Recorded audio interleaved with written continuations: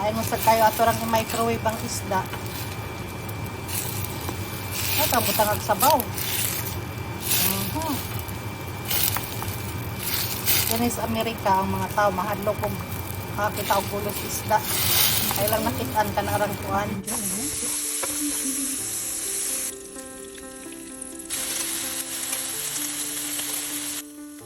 Ang ating masarap na breakfast.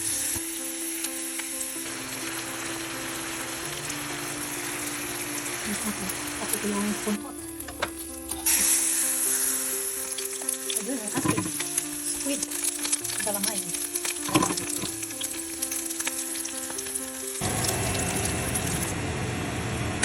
My fruit salad.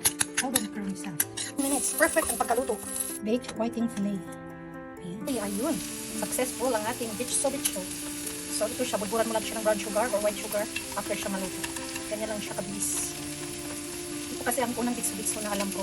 Kasi dati sa amin madami nagtitinda ng ganito. Lalo na yung mga maraming tanim na kasawa. So most of the time, ang bitso sa amin sa Cebu ay gawa sa kasawa. So ito na nga yun.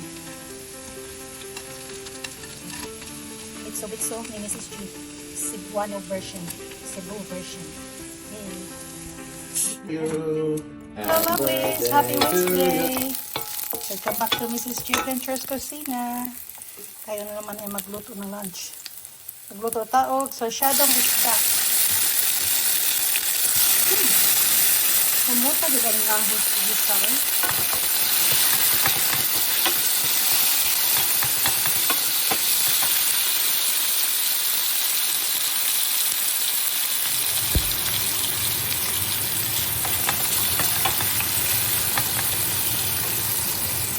Nako'y pritong isda. Dala na ako sa Pilipinas last September. O, pritong isda. Hanapitong na ako ng isda. Ako lang ibutang sa freezer. And today, we're looking for something to eat. Nanguy ko is inday mo na ako nakitaan. So, atong one of recipe. Pinare pagluto-luto. Since frozen siya, atong butangan og sabaw. Mahimong sarsyado. Yes. Pamira pa ng sarsyado. The fish head. Okay. Here. Naprito na. Ito na lang ang dalawang piraso na naiwan. Wala nung ako umuwi. Okay. Atin mo ng isang kutsa. Para mag-melt naman yung ice. At para sa sarap din. Kapuya, mag-Tagalog, mag-Bisaya tayo, kapoy biya. Okay. Tantang asin. Asin. Paminta. Sa Bisaya is paminta. Ambot, wala yung Bisaya ang paminta. Asin, ayan o. Kami biyan siya nga isda. Dako biyan siya nga isda. Nagpalit ko whole isda. Akong ipa-slice. Tapos ako ipa-prito sa akong mama. Pagbalik na ko, akong gibaon. Sumaw na niya na akong karoon. Okay. Butang na tagtubig. Atay sili. Butang na tubig gamay. Para po mo melt ang ice sa isda. Anong ito natin tinaguan nga sudan? Kanang wala na tayo mahuna-hunaan, manguy-kuy. Na dyan makitaan. Kalimot ko sa panganan ng isda. Lami bitaw ng ulo nga part isubak, labi nagmay utan.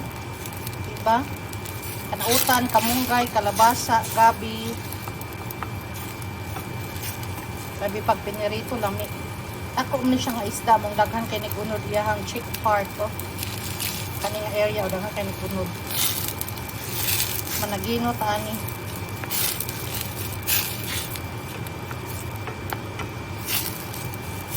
Ato ning palamigon ng atong sudan nga simple. Lain mo sa kayo ato rang i-microwave ang isda. Ito butang og sabaw.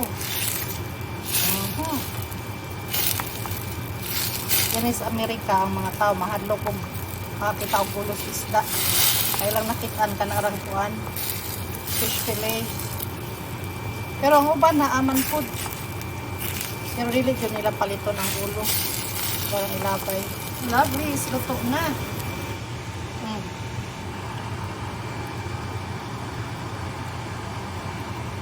May konting lemon para mas mabango. Umot. Dili lang si. Thank you all for watching. Don't forget to share, like, and subscribe. Mrs. G Adventures channel. Bye-bye. See you all next time.